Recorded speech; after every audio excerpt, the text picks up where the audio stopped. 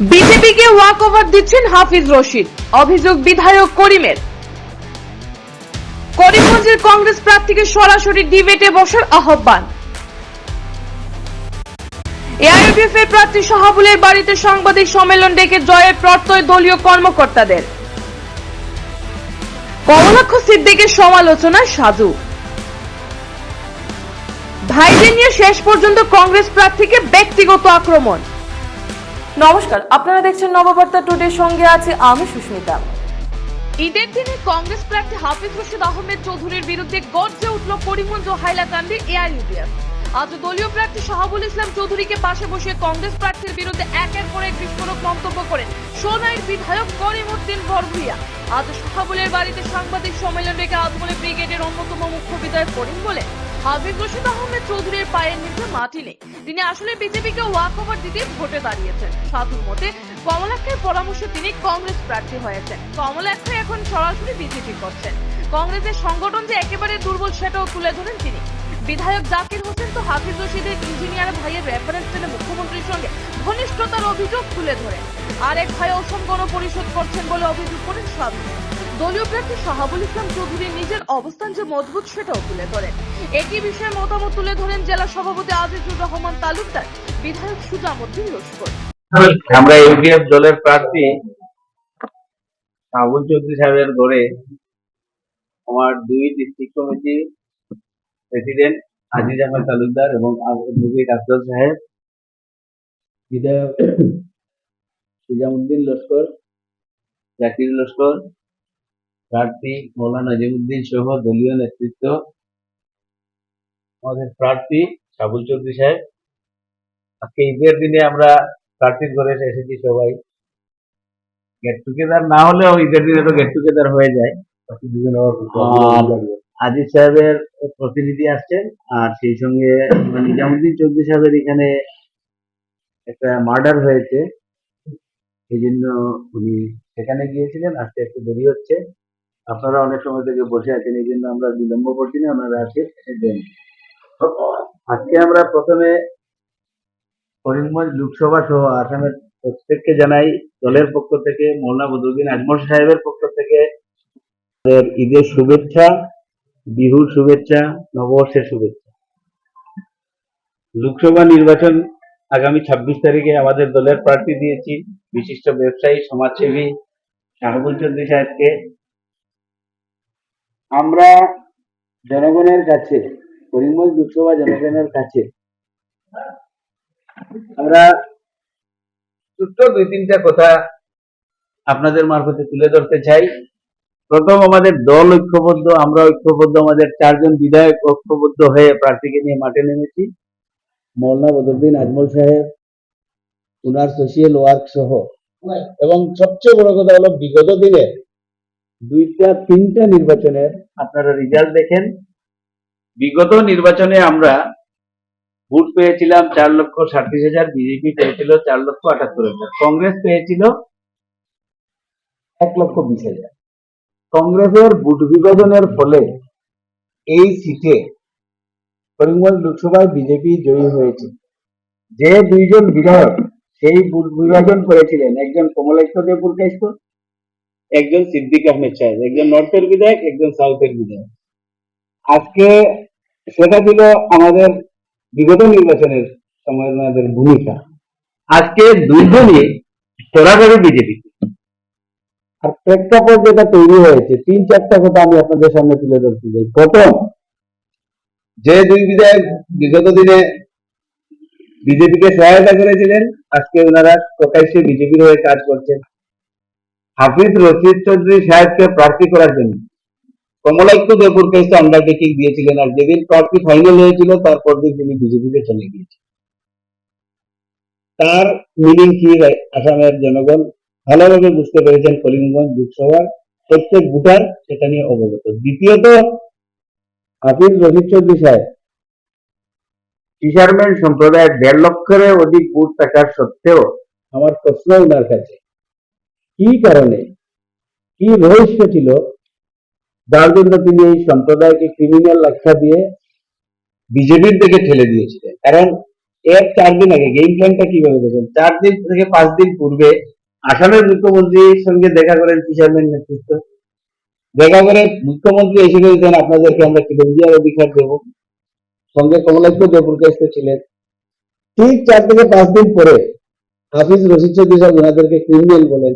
এর মানে কি বলটা বিজেপির দিকে ঠেলে দেওয়া। আমার প্রথম অভিযোগ হাফিজ রশিদ চৌধুরী সাহেব বিজেপির হয়ে ফিল্ডিং করছেন এবং বিজেপির পক্ষপিত প্রার্থী এই কথা প্রমাণ করে। দ্বিতীয়ত হাইলাকান্দি যুব কংগ্রেস এবং করিমগঞ্জ যুব কংগ্রেস উনি কেন প্রার্থিত্ব কনফার্ম হওয়ার পরেও নমিনেশন ডিক্লেয়ার হওয়ার পরেও কেন যুব কংগ্রেসীদের সঙ্গে কথা বলেননি সেই দাবি তোলার সঙ্গে সঙ্গেই তিনি যুব কংগ্রেসীদের বিরুদ্ধে প্রেস মিট দিয়ে তিনি অভিযোগ আনেন যুব কংগ্রেসীরা টাকা চাইছে আমার কাছে। তার অর্থ কি? যে কোনো দলে যদি কোনো ওয়ার্কার, কোনো সংগঠন, বাকি সংগঠন কোনো মান অভিমান থাকে, নির্বাচনের সময় প্রার্থী তাদের সঙ্গে কথা বলে সেটেল করে। হাফিজ রশিদ চৌধুরীরা 2টা কমিটিকে উনার প্রার্থিত্বের মানে ক্ষমতার বলে দল থেকে বহিষ্কার করে এবং সেই যুব কংগ্রেসীরা ঠিক 3 দিন পরে কমলাক্ষর সঙ্গে দিশপুরে গিয়ে বিজেপির নেতা, মন্ত্রী, মুখ্যমন্ত্রীদের সঙ্গে সাক্ষাৎ করেন। ফটো সোশ্যাল মিডিয়াতে। দেশের তথা প্রবাসে বসবাসরত বরাকের বিভিন্ন অঞ্চলের মানুষ সবাইকে জানাই ঈদ উল ফিতরের আন্তরিক প্রীতি, শুভেচ্ছা আর ভালোবাসা। যে কথাটা ইতিপূর্বে আমাদের সোনালী বিধায়ক বলে যাচ্ছিলেন, তার মধ্যে আমি সামান্য একটু অ্যাড করব।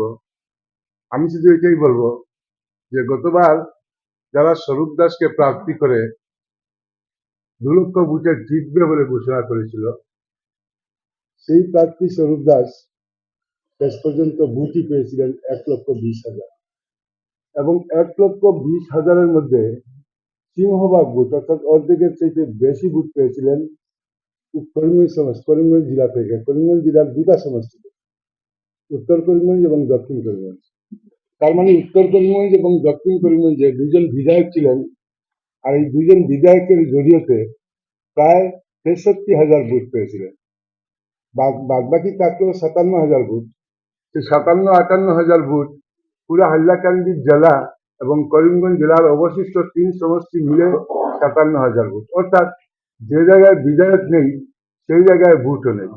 একথা অনস্বীকার্য এবং পরিষ্কারভাবে জলজল হয়ে পরিস্ফুটিত হয়ে গেছে যে যে জায়গাতে বিধায়ক থাকবে সেই জায়গাতে কম বেশি ভোট একটা থাকবে। তো স্বরূপ দাসের মতো প্রার্থীকে দুইজন বিধায়ক থাকার কারণে সিংহভাগ অর্ধেকেরও বেশি, 2 জেলার অর্ধেকেরও বেশি ভোট পাইয়ে দিতে পেরেছিলেন। আজকের যে প্রার্থী উনাকেও সেই 2 নম্বর স্বরূপ দাস হিসাবে, আমি 2 নম্বর স্বরূপ দাস এর জন্যই বলছি, বিগত দিনে যারা উনাকে প্রার্থী করেছিল, আজকের দিনে স্বরূপ দাসকে যারা প্রার্থী করেছিল, আজকের দিনেও সেই বিধায়ক কমলাক্ষ জয়প্রকাশের প্রজেক্টেড প্রার্থী উনি। এর জন্যই বলছি আমি 2 নম্বর স্বরূপ দাস। উনাকে যেভাবে যিনি প্রার্থী করেছিলেন, স্বরূপ দাসকেও একই বিধায়কই প্রার্থী করেছিলেন। তো এবার ওই 2জন বিধায়ক যেহেতু নেই, সুতরাং উনি অনেকে আবার অপেক্ষা করতেছে যে কালকে হয়তো কার পাল্লা বাড়ি হবে, ইউডিএফের পাল্লা বাড়ি হবে না কংগ্রেসের পাল্লা বাড়ি হবে, সেদিকে অনেকের নজর আছে। কিন্তু পাল্লা ভারী কার হবে চোখে দেখা যাবে না, পাল্লা নিয়ে মাপাও যাবে না। সেটা মাপতে হয় তার যে পারিপার্শ্বিকতা আছে, তার যে পরিকাঠামো আছে, তার যে গতিতে চলছে, যে নিয়মে চলছে, একটা ধারাবাহিক নিয়মে চলে নির্বাচনের পদ্ধতি, সেইগুলো আন্দাজ করে সেইগুলোর হিসাবে নির্ধারণ করতে হয় পাল্লা ভারী কার হবে। অবশ্যই সেটা দরকার। আমরা চাই যার পাল্লা ভারী হবে তাকেই ভোট দেওয়া হোক, কারণ সাম্প্রদায়িক অপশক্তি বিজেপিকে আটকাতে হলে একজনকেই ভোট দেওয়া, সেটা আমরা চাই। সেই সঙ্গে বিচার্য বিষয় হলো যে আজকে আমাদের 4জন বিধায়ক আছে এবং শক্তিশালী বিধায়ক। করিমগঞ্জে একজন বিধায়ক, যদিও উনি অসুস্থ, উনার ছেলে, উনার ভাই উনার কাজ চালিয়ে যাচ্ছেন। হাইলাকান্দিতে আমাদের 3জন বিধায়ক আছেন এবং 3জন বিধায়কের সঙ্গে আমাদের জিপি, এপি, জেলা পরিষদ, এগুলো প্রায়টাই আমাদের পক্ষে। আমরা হাইলাকান্দি থেকে বর্তমানে 3জন বিধায়ক এআইডিএফ দল থেকে নির্বাচিত হয়েছে। গত 16 নির্বাচনে আমরা 3 জন এআইডিএফ দলের বিধায়ক ছিলাম। হাইলাকান্দি জেলা কংগ্রেসের কোনো ভিত নেই। কংগ্রেস যখন গৌতম রায় বরাকের রাজা হিসাবে ছিলেন, উনি 4বার ক্যাবিনেট মন্ত্রী, 2বার বিধায়ক, আমার সমষ্টি থেকে লাগা 30 বছর বিধায়ক ছিলেন।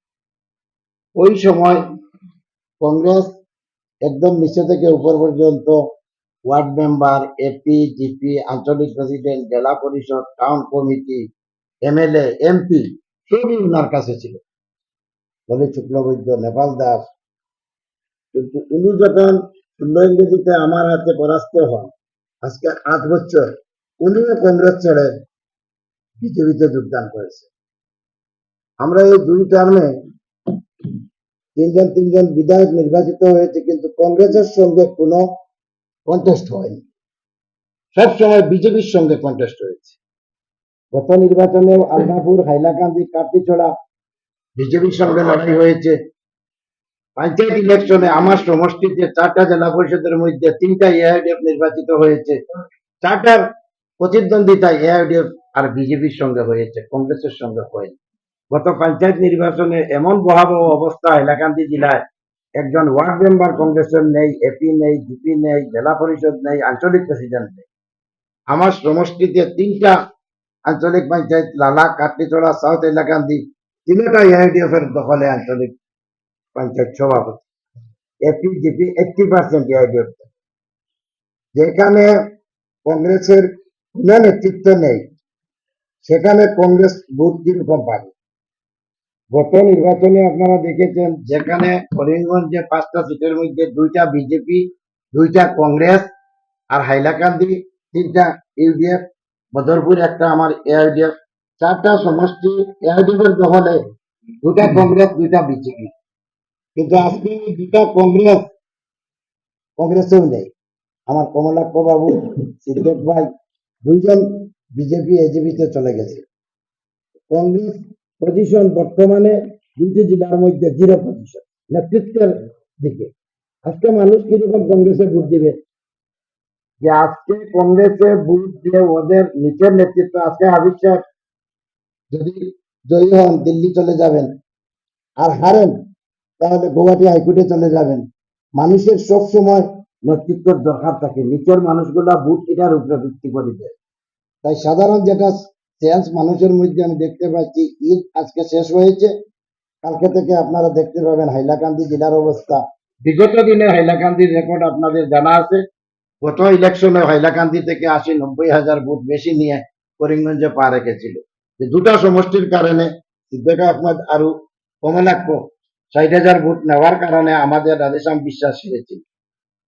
তাই সম্পূর্ণ রাজনীতি যেটা জ্ঞান বা রাজনীতি যেটা আজকে 10 বছরের যে পিরিয়ড, তার মধ্যে কংগ্রেসের কোনো অস্তিত্ব নেই। আজকে 2 জন বিধায়ক বিজেপিতে চলে যাবে, নিজের যারা ছিলেন এরাও নিরুপায়।